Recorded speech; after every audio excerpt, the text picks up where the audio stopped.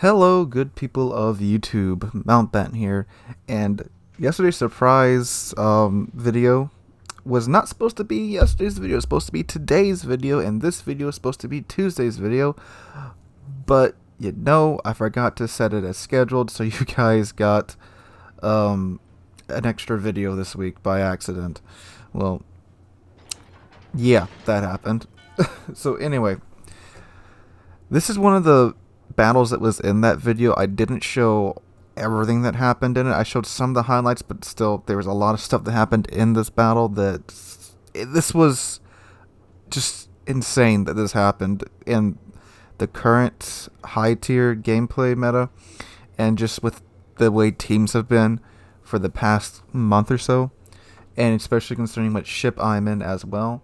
So right now, this is like the 8th game I was trying to get footage for yesterday's video, and the teams were just not working together. There was no planning going on, and as right here at the start, I asked, do we have a plan?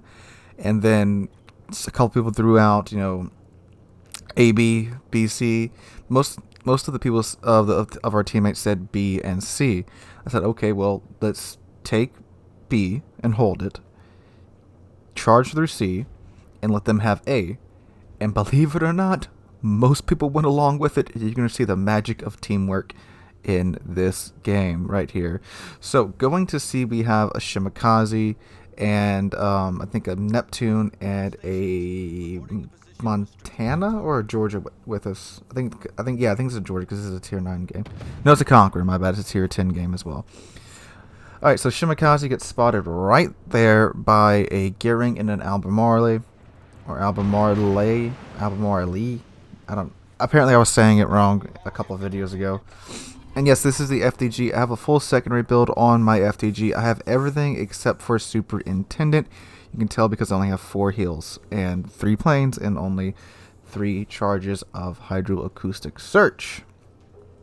And I am using the bigger guns on FDG, of course. That's not as a controversial decision as me using the bigger guns on the Grossa Curve first.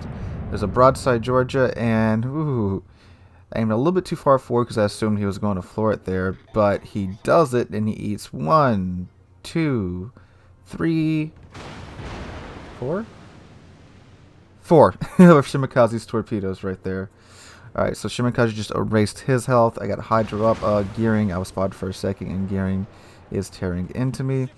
There is Rune right there. I target him with my secondaries, and I give him my forward 2 guns right before he goes undetected, and I get 1 pin and an overpin on him. Now, the FDG before her guns were wildly inaccurate, and even after the rework, I'm finding that her main guns are pretty inaccurate as well. Well, here's this Gearing again. This is a clip you saw from the video yesterday, and he sails full steam ahead right into the island right there. So my secondaries, or I do have manual secondaries, as you can tell, tearing into him quite well, and I let him have the business, and my secondaries actually finish him off. So, and as you can see, the enemy team has gone majority down to the southern side, so all those ships down there have to hold those enemy ships back as we try to take C quickly. Alvarado took a big hit. I'm assuming that was from Conqueror, and he unfortunately did burn out our Shimakaze. So now I do know that these British battleships, these British heavy cruisers, are rather quite squishy. So again, there's some of the FDG's lovely dispersion. Unfortunately, those were all overpins. It's so squishy. And I get about 4,000 damage out of him. Now I got the Georgia and the Rune coming around to me, and I am broadside. But fortunately, they are turning around. If they would have kept coming around that quarter, Rune could have torpedoed the crap out of me, and Georgia could have obliterated me with her 18-inch guns. Rune decides he wants to go hide behind the island, and I am the only one in cap right now. So I am solo capping the C cap in a FTG. So Rune is, well, currently beached, trying to unbeach himself. He's taking shots from the Neptune and the Conqueror and our other friendly battleship behind us. And I was going to go charge around the corner, but like, no, we need to take this cap first because we don't have any caps right now. We're 3 ships down, 200 points behind, and we don't have any caps. And B is going to be a hotly contested cap. And oh, hi, Rune. I did not expect him to pop out like that. And there we go. Goodbye, room. That is kill number 2 for me. I'm sitting at about 38,000 damage right now. So I'm gunning it, well, as much as you can gun it in a German battleship. And there we go. We cap B and C at the same time. I get a nice solo cap ribbon right there. And I can see that the Georgia is currently running away. And in order for us to, and again, we're still like 200 points behind, 4 ships down now. Enemy team is only 2 ships down, and I've sunk both of those ships. In order for us to swing back down, we do need to deal with this Georgia and this Albemarle. Because if we don't, they will obviously be tearing at our sides as we are trying to swing down and get to B. So I go around the corner, and this Conqueror is going step by step with me. He's a very nice and supportive Conqueror player. And if you notice in B, there is a certain tier 10 cruiser that is guarding that cap like a rabid chihuahua. And you'll see more of him in a second. Alright, so Georgia curve in the corner almost perfectly as the Georgia is going broadside. And the Georgia is also a very squishy ship. But then again, the FDG's dispersion rears its ugly head. And I miss a broadside Georgia from 7 kilometers away. Albemarle, or Albemarle, however you say it. He was broadside, but he straightened himself out. I did pop Hydro, thank God, so I can see his torpedoes. Let my secondaries start to chew into the Albemarle. And I'm deciding whether to go for the Georgia, for the Albemarle. And the Albemarle, you know, HE spammer, so I may want to take him down first, but Georgia also just keeps giving me, you know, nice broadsides. And unfortunately, well, I did get pins out of that. I think I hit his turrets, but that really should have been a couple of overpins. So Georgia's getting pretty low. I'm like, okay, team can finish him off. And I'm still going back and forth between, okay, don't want to finish him off. Then there we go. The Conqueror finished him off. Now we got the Albemarle here. 7 kilometers away. Now, since he is going to be throwing mostly HE at me, I decided just to open up. Since he's going to be throwing HE at me anyway, it doesn't really matter what I do as far as angling, so I just go ahead and give him full broadside. And if he does switch to AP with the FDG's armor, it would probably bounce off at this angle. Anyway, the British heavy cruisers, their AP isn't that fantastic, so I think I'd be okay. But he just keeps throwing HE at me. Anyway, started fire on him here, and here's more HE. And let my secondary just nice and slowly roast him to death. Death by 64 or 100 paper cuts. And does this get it? No, it doesn't. So it's getting lower, lower. I'm gonna have adrenaline rusher, so my secondaries pretty much don't stop at this point. And there we go. That's kill number 3 for me. And of the 5 ships that we've sunk, I've sunk 3 of them. And the Conqueror sunk the other one. And should get the one plane shot down for this game. Okay, so the situation. We are down 1, 2, 3, 4, 5, 6 ships. Enemy is down 5 ships, and they're about to take the B cap. So that guy right there, that Zal right there, Tan Koppen, Cop fan, whatever. I'm just going to call him the Zal. This guy is charging into B with a Zal, a ship that's designed for long-range HE fire support, and he's going into B like a mad lad. And keep an eye on him and what he manages to accomplish. He guards B like a rabid chihuahua. It's the rabid chihuahua with large guns and torpedoes.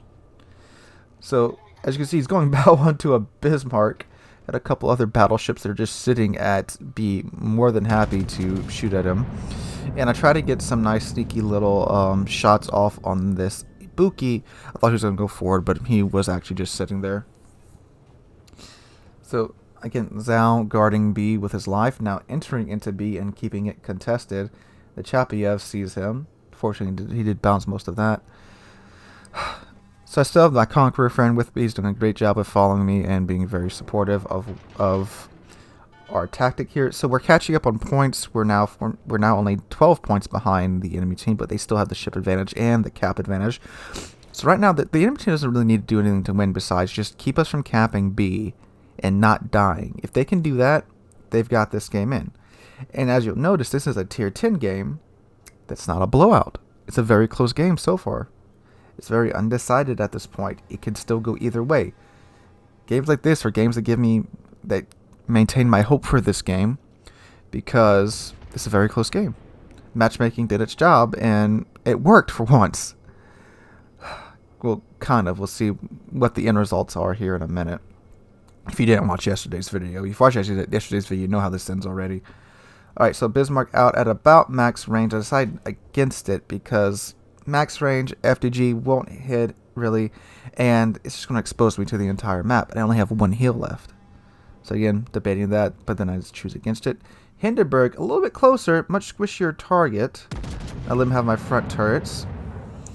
And I swing the ship around to get my rear turrets on him, seeing where those shells fall. Look like I aim pretty much okay. And get one overpin, and now he does start to turn. So I do think that second salvo is going to... No, it hit.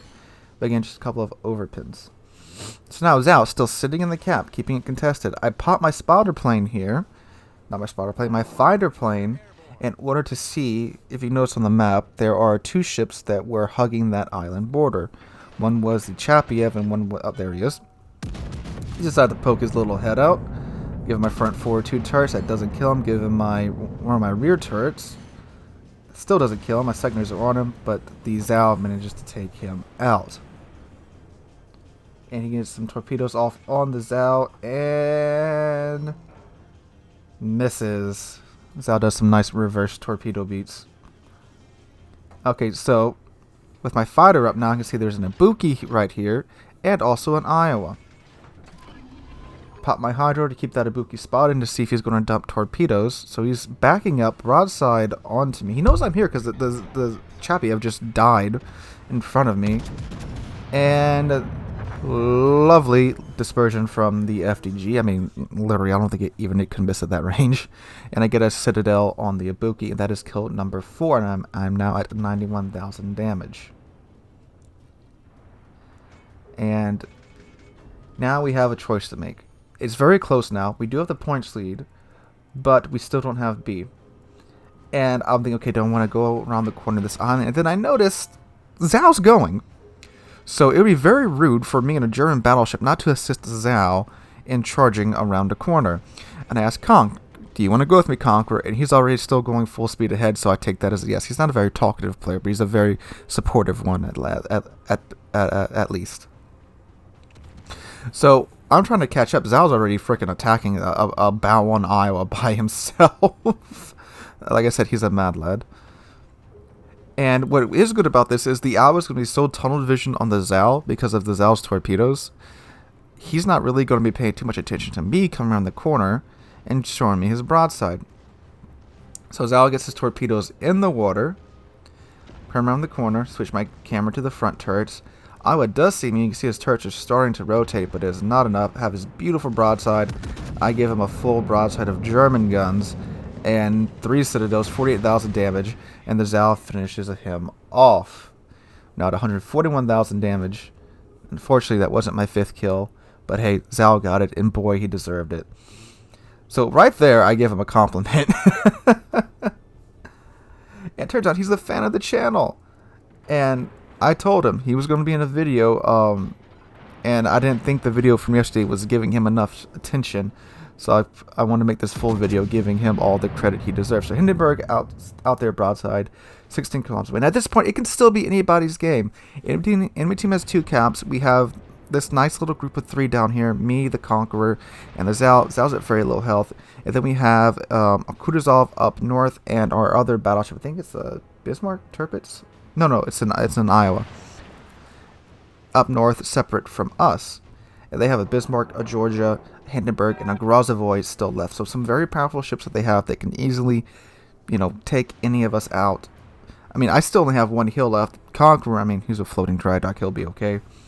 Zhao, God, he's got to be out of heals. But then, the Conqueror that I just said would be okay does a get down, Mr. President, and saves me and the Zhao from torpedoes that I'm not sure if I could have dodged those in enough time. But he takes 2 of them. He's about to take a couple more right here. And, ooh, dang. Thank God he has that low hill, because that would have ended him if he was in any other ship. So now we've got a bow on Hindenburg, which isn't really the best strategy to do in a Hindenburg. But given the situation that this guy is in, I can't really hold him, accountable for that, because he's going to be spotted. And he's up against an FDG a Zal, and a Conqueror. So Zal's doing a very smart thing. He's staying behind me. Hindenburg's obviously going to shoot me first. And because, you know, everyone loves to farm damage off of battleships rather than finish off cruisers. So I'm trying to get within secondary range of this Hindenburg. And here I go. I popped my last heal and my damage con. So any other fires you start after this damage con runs out, they will burn for their full duration because my damage con is going to be on cooldown. And I will not have a heal to offset it anymore. So he's within my secondary range now. My secondaries are shooting onto him. There's Confederate for me. And again with Adrenaline Rush, I know I'm not really low on health, but still, with Adrenaline Rush, my secondaries are just pretty much non-stop, and there's like a second or two in between each salvo. And Conquerors continue to pound on the Hindenburg as well. So it's like he's going to start to move forward here, give him a little bit of a lead, let him have the business. And some actually very nice dispersion from the FDG, and goodbye, Hindenburg. There's Kraken Unleashed, but we are not done yet, boys and girls. So, I'm out of hills, out of spotter planes, out of hydro. We are now about 200 points in the lead, give or take a couple. Actually, it's actually only about 130. So there is a Grozovoy, Bismarck, and a Georgia left alive on the enemy team. And the rest of our team's at very low health. Conqueror is burning. Zal's almost dead. And our Iowa, he's at actually okay health for now, I believe. I do think he's getting concentrated on quite hard. Oh, and Kutuzov way up north as well. I'll try to get some sneaky shots here off on the Bismarck. He's only at 8,000 health. If those shells do connect, that could potentially kill him and secure me a 6th kill. They did connect, but unfortunately they were only over pins and not full on pins. So I'm going around this corner right now, and I'm not spotted, so I know the Grozovoy isn't anywhere in front or to the right of me. So I know he is not where he used to be if you look on the map. Conqueror's being a smart player and going for our Zal just secured his 4th kill of the game, a Bismarck. So he's at very low health. I'm pretty sure he's out of heals, and he's still killing stuff. Hats off to you, dude. Alright, Georgia, 20 kilometers away, max range shot for the FDG. Taking my time planning it. There we go. And actually, again, nice dispersion from the FDG. Oh, it wasn't enough to secure the kill. It got him down like 1,000 health. And I am detected now, and it didn't connect in my brain that I'm detected, and there's only a destroyer left. And hello, 5 kilometers off my bow. Drop the anchor. Rudder full, hard over to the port side. And the Iowa eats a torpedo. And I believe in yesterday's video, this is where I had the muffled cheeky breeky and the random Russian man yelling for comedic effect. And oh my god, the Iowa does eat quite a few torpedoes, and he's not doing so good anymore. And Grozovoy is hard on that Iowa to get him sunk, get a pin there, but again, BBAP nerf against destroyers, so it doesn't do that much damage. Get my secondaries on him, and I open up here because I know he just dumped both sets of his torpedo tubes at the Iowa, so I'll be okay. Get some okay damage there. Still hitting my secondaries, about to hit an island, rudder hard over again. So I was down to like 11,000 health now. Oh, I think he's flooding too, or the Grozovoy may just be taking pot shots at him at this point. So he's in a smoke screen, and I mean at this point we pretty much have the game won. We know that we're gonna win. And the Zal said if he can get that Grozovoy, he'll get Kraken too. I'm like, okay, well, I'm going to help him with that. And I actually type in all chat that I'm going to go and spot the Grozovoy. So yeah, the Grozovoy knows I'm coming, but he just wants to finish off that Iowa and get a kill for the game. You know, just secure him a little bit more XP. So I do have HE queued up here, but I decided to switch it to AP because I figured if AP doesn't kill him, if I need to kill him, I need to swing my rear turrets around. They need to be already loaded. So Grozovoy taking some exploratory shots at that Grozovoy. I can see where his turrets are via his muzzle flashes. And there he is, and out of reflexes, I shoot him, get my 6th kill, and I did apologize to the Zal after, say, hey, I'm sorry, I just got too greedy. Because naturally, if you see a destroyer that close in any battleship, you want it dead immediately. So, but he was cool with it. He got 4 kills. He had 200, well over 200,000 damage. He was at 217 like halfway through the game. So I can imagine he had to be pretty close to 300,000 by the end of it. And here we go, 15,000 XP, 2,000 free XP, Confederate, Dreadnought, I think, no, Fireproof, 2 Close Quarters Experts, and Kraken, and 3,000 base XP with 6 ships killed by me, 4 ships killed by the Zhao, 1 by the Kutuzov, and 1 by the Conqueror. I give him another compliment here. So I think it's safe to say that me and that Zhao, and that Conqueror too, carried that game pretty hard. I mean, Conqueror's kind of down low, but he was being a nice supportive player, so I had to put him in there as well. But man, what a game in FDG. A ship that was considered the longest time to be one of the worst, if not the worst, tier 9 battleship, even worse than Izumo. But man, this really shows that, again, there can still be fantastic games in this game. Just matchmaking has to get it together, and has to be the right combination of ships to have these great games. You know, some ships that weren't in this game, that, you know, I won't mention their names, you know, they weren't there, so we didn't have any of their effects upon the game. It was really a lot of older ships, you know, old ships that, I think the only newer ship we had in there was the Georgia. A lot of older ships were in that, and we had a good game like we used to back in the olden days. But anyway, guys, it was a great game. I want to share the full game with you guys. Hope you enjoyed. If you did, please drop a like, leave a comment, and subscribe. We're on our way to 10,000 subscribers now. Cannot thank you guys enough for getting past 8,000 subscribers, and we hopefully will be getting to 10,000 in not too long. Again, hope you're having a great Monday, and hope to catch you guys in the next one.